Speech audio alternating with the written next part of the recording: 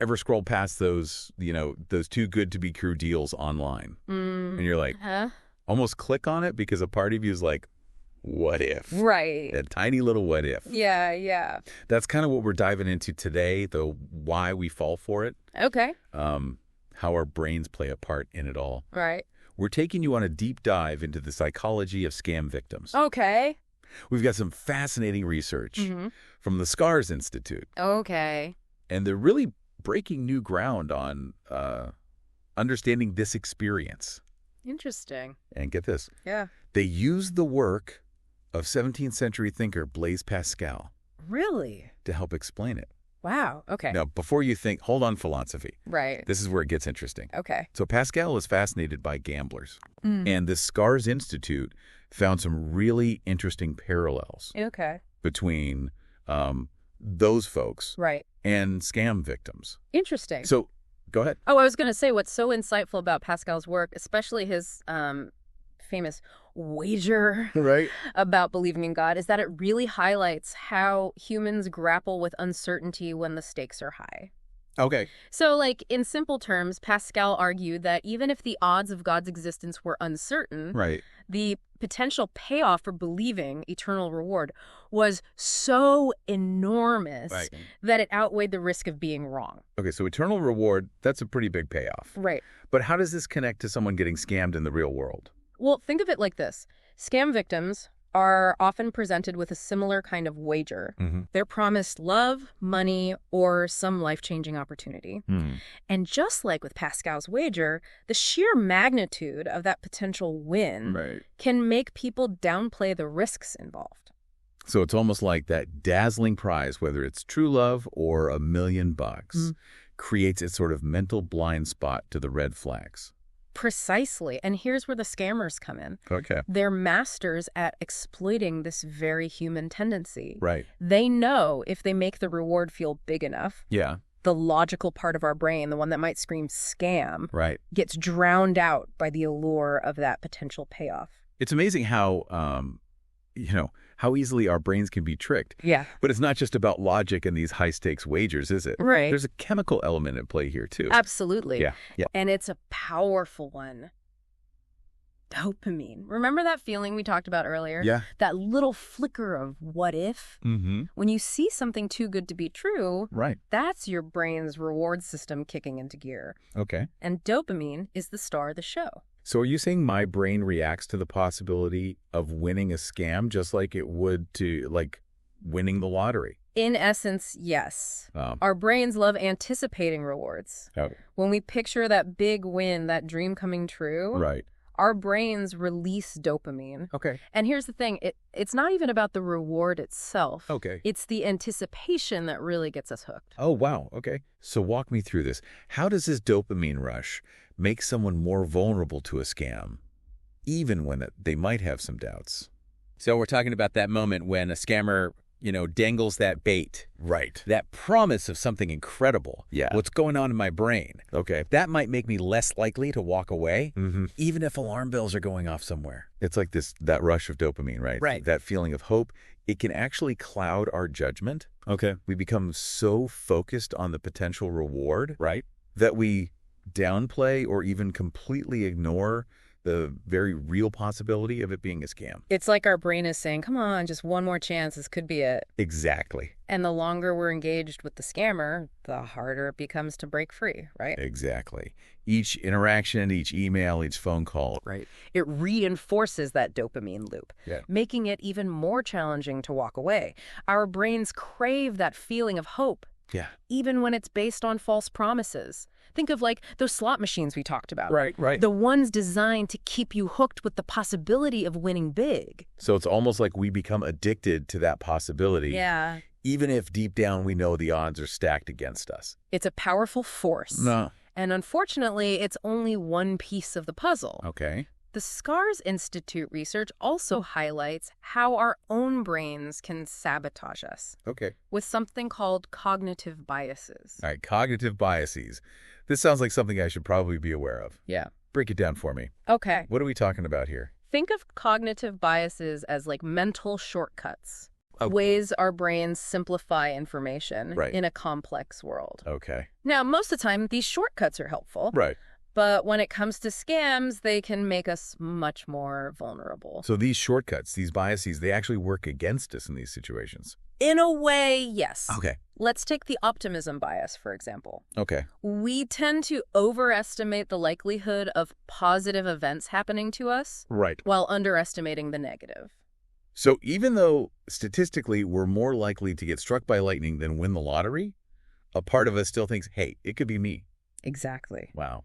And this ties directly back to scam victims. Okay. The optimism bias can lead people to believe that they're the exception to the rule. Right, right. That they're too smart to fall for a scam. And if that's not enough, there's another bias lurking called confirmation bias, right? The one where we tend to favor information that confirms what we already believe. Precisely. Yeah. Confirmation bias can be incredibly dangerous in the context of scams. Right.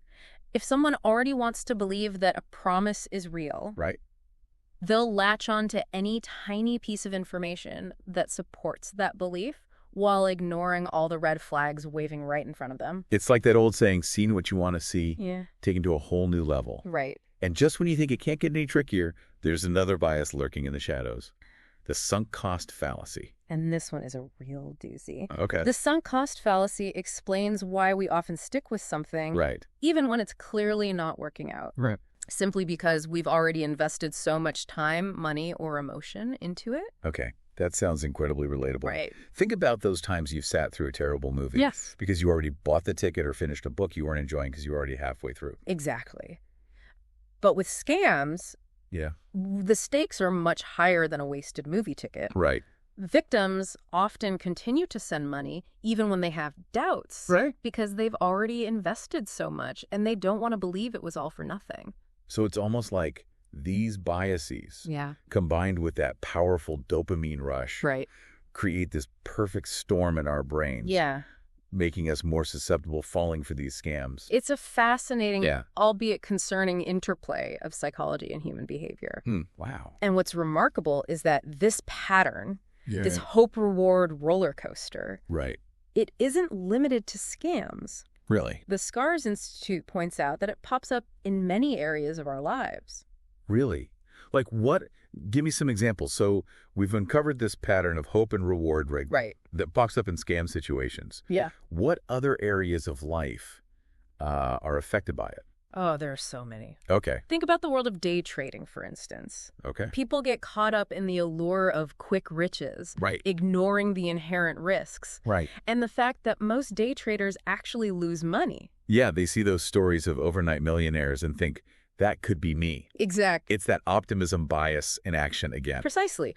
Or consider the world of video games, especially those with loot boxes. Right.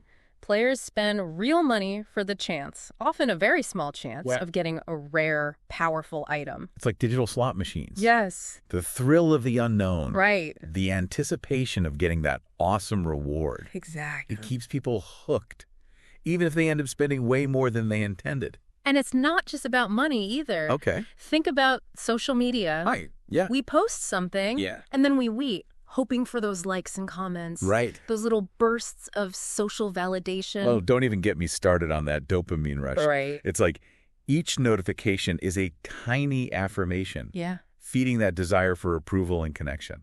And because those rewards are unpredictable, we keep checking back, scrolling endlessly through our feeds. Yeah. Even if it makes us feel inadequate or envious of others. Right. It's that same hope-reward cycle at play. Wow.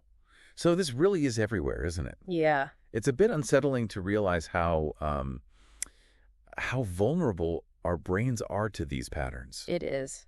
But knowing this, becoming aware of these tendencies, it feels kind of empowering, don't you think? Absolutely. Knowledge is power. Right. Especially when it comes to understanding our own minds. Yeah. If you can recognize these biases, these patterns of thinking, right, you're in a much better position to resist them.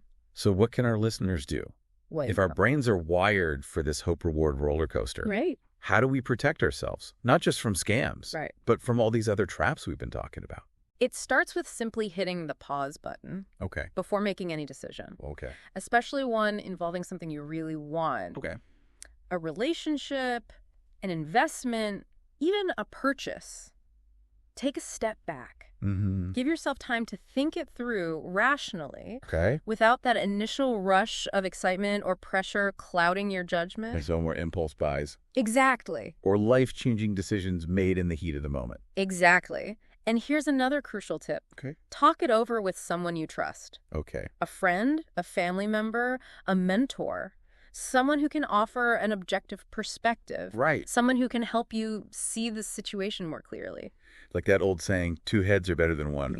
Especially when one of those heads isn't caught up in the excitement of a potential reward. Precisely.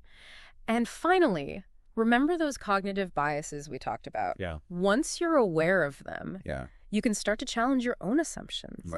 Ask yourself, am I being overly optimistic? Am I ignoring red flags because I want this to be true? So instead of just going with my gut, I should stop and think, is my brain trying to trick me right now? Exactly.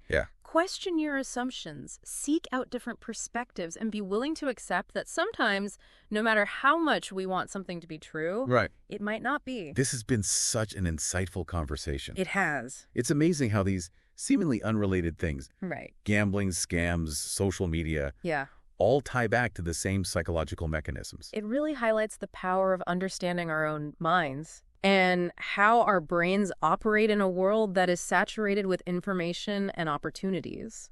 It really makes you think, if these biases are so deeply ingrained in our wiring, how do we create a world where we're less susceptible to these traps? That's something worth pondering, isn't it? But for now, thanks for joining us on this deep dive into the psychology of scam victims. It's been an eye-opening journey. It really has. And remember, awareness is the first step to protecting yourself and making more informed decisions. Absolutely. To our listeners, stay curious, stay informed, and stay one step ahead of those sneaky dopamine triggers. Yes. Until next time.